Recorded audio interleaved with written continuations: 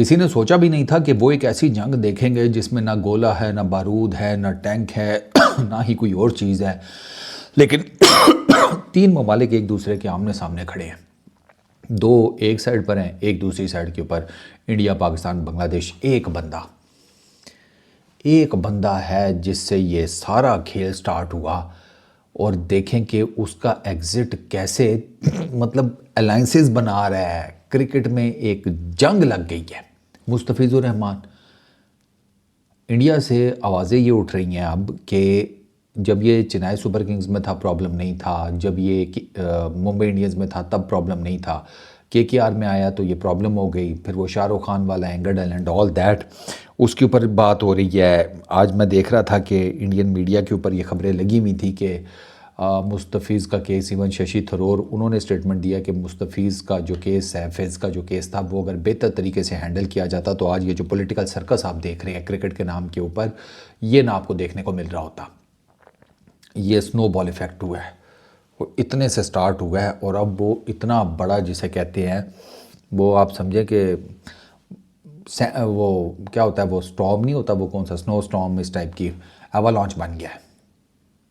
ये हुआ है इन आने पिछले कुछ टाइम फ्रेम में, मंथ और।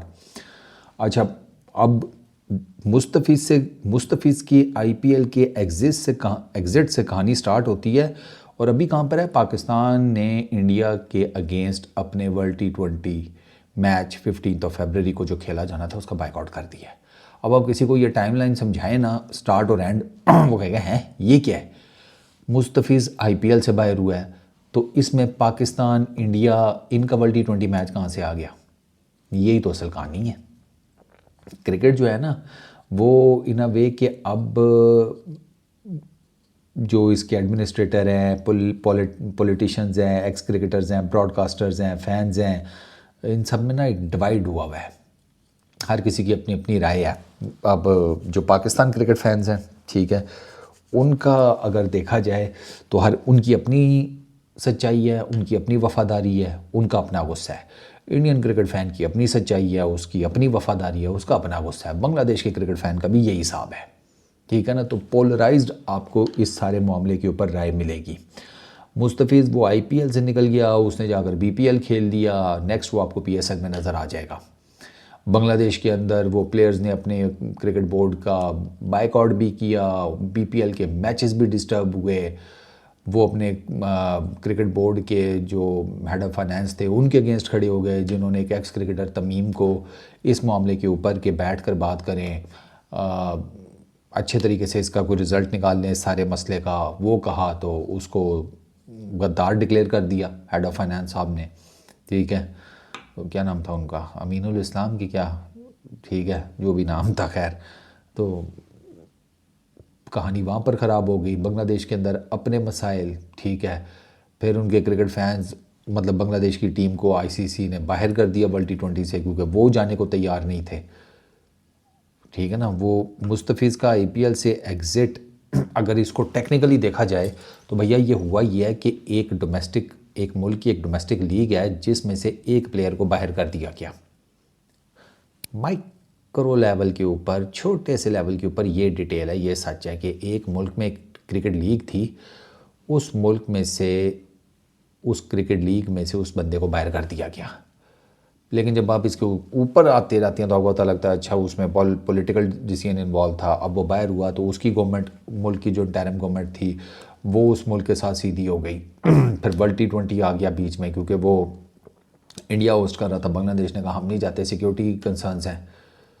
आईसीसी की सिक्योरिटी का डेलीगेशन आ गया, उनकी सिक्योरिटी कमेटी बीच में कूद पड़ी, उन्होंने इंटरमीडिएट टाइप के थ्रेट्स जिसे कहते हैं कॉल आउट कर दिए।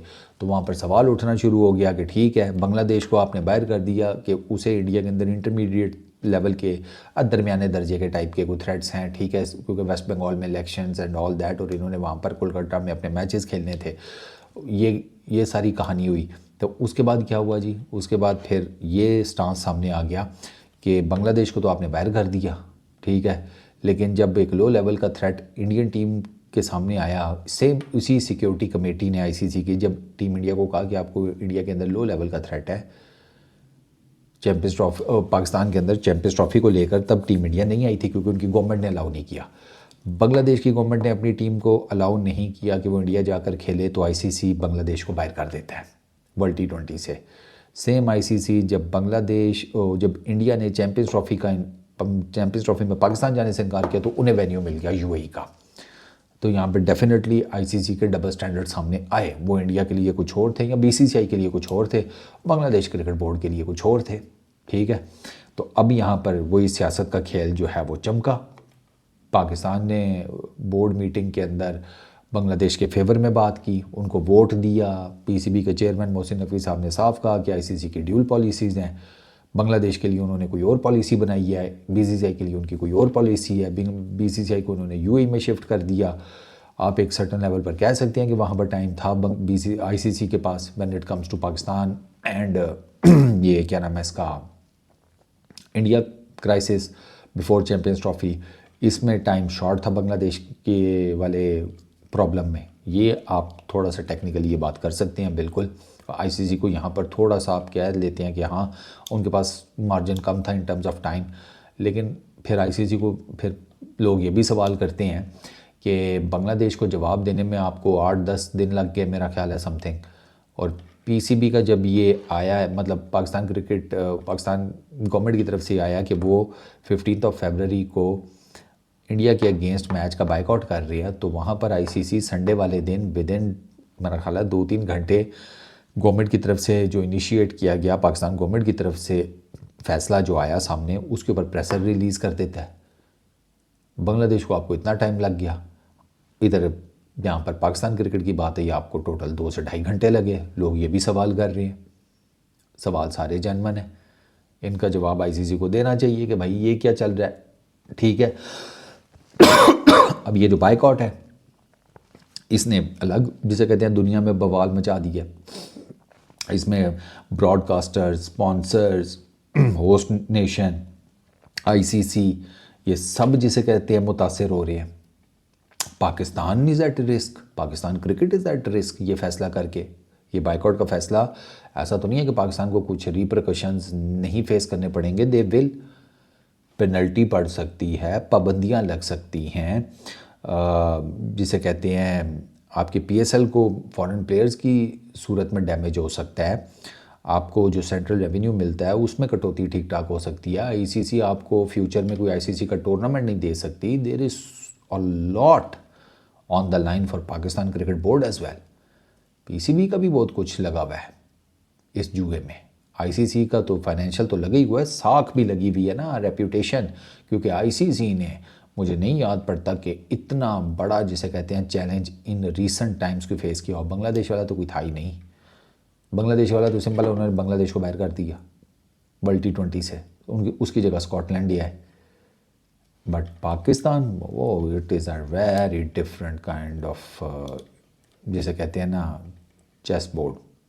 یہ بہت ڈفرینٹ ہے. یہ شطرنج کا کھیل بہت ہی زیادہ ڈفرینٹ ہے. اب ICC کو سیاست, ان کے ایگریمنٹس, جسے کہتے ہیں کھیل کی شفافیت, ٹرانسپیرنسی جو ہوتی ہے, فائنینشیل جسے کہتے ہیں اپنی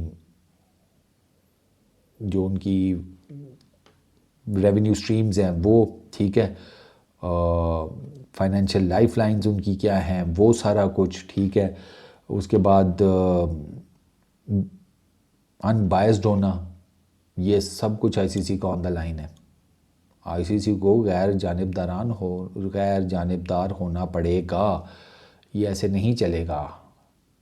ابھی تو ICC اس ٹائم جو عجیب و غریب قسم کے کام کر رہی ہے. لاسٹ بٹ ناٹ لیسٹ جو مستفیض سے کام سٹارٹ ہوا اس کی ایک ایپیسوڈ آپ ابھی دیکھ رہے ہیں. یہ ایپیسوڈ ابھی آگے چلے گی, اس کی مزید کچھ اور ایپیسوڈز آئیں گی آگے. 2027 کے بعد چیزیں اور جسے کہتے ہیں چھوٹے کرکٹ بورڈز کے لیے خراب ہوں گی. آئی ڈونٹ نو, کوئی اس کو فورسی نہیں کر رہا. میرا خیال ہے شاید وہ کرکٹ بورڈز کو بھی یہی ہے کہ چلو IPL سے پیسے آ رہے ہیں جو تھوڑا بہت کھیل لیتے ہیں. یہ وہ آپ لوگوں کو اندازہ بھی نہیں ہے کہ اگلے فائنینشیل ماڈل میں نا ICC کے آپ لوگوں کو بہت ڈز پڑنے والی ہے. IPL تو آج ہے کل نہیں. اس سے مراد میری یہ ہے کہ IPL میں کٹ تھروٹ قسم کا کمپٹیشن ہے. کٹ تھروٹ, ایک سیزن میں آپ نے پرفارم نہ کیا، آپ نظر ہی نہیں آتے اس کے بعد آئی پی ایل میں. تو آئی پی ایل کی منی کی کوئی گارنٹی نہیں ہے. ہاں آئی سی سی جو آپ کو دیتا ہے ہر سال، اس کی گارنٹی ہے کہ وہ تو ہر سال ملیں گے ہی ملیں گے، لیکن آئی سی سی کے وہ جو آپ کو ہر سال پیسے ملنے ہیں وہ نیکسٹ فائنینشیل ماڈل میں آپ کے ٹھیک ٹھاک کٹوتی ہوگی، ٹھیک ٹھاک قسم کی. آدھے سے بھی کم پیسے ملیں گے آپ سب کو جتنے چھوٹے کرکٹ بورڈز ہیں. کیسے سروائیو کریں گے؟ انڈر 19 کے آپ کے پروگرامز ہیں، وومن کرکٹ کے آپ کے پروگرامز ہیں، ڈیولپمنٹ آف کرکٹ کے آپ کے ڈفرینٹ قسم کے پروجیکٹس ہوں گے. ایون پاکستان کے اندر یہ ساری چیزیں ہیں. کیسے مینیج کریں گے؟ آپ کی گورنمنٹس آپ کو پھر فنڈ کریں گی؟ I really don't think so. مجھے نہیں لگتا. I have no faith in governments کہ وہ آپ کی کرکٹ کو اس لیول پر سپورٹ کریں گی. ان کے اور بڑے لانچے ہوتی ہے. یہ پیسے آپ کو آئی سی سی ہی دے سکتا ہے. بٹ آئی سی سی کیا کرنے جا رہا ہے؟ آئی سی سی پیسے دے گا نیکسٹ فائنینشیل ماڈل میں رینکنگز کے حساب سے. تو وہ آپ دیکھ لیں کہ جو چھوٹی ٹیمیں ہیں، جو ذرا کمزور ٹیمیں ہیں، ان کا تو ان کا مطلب بیڑا غرق ہے.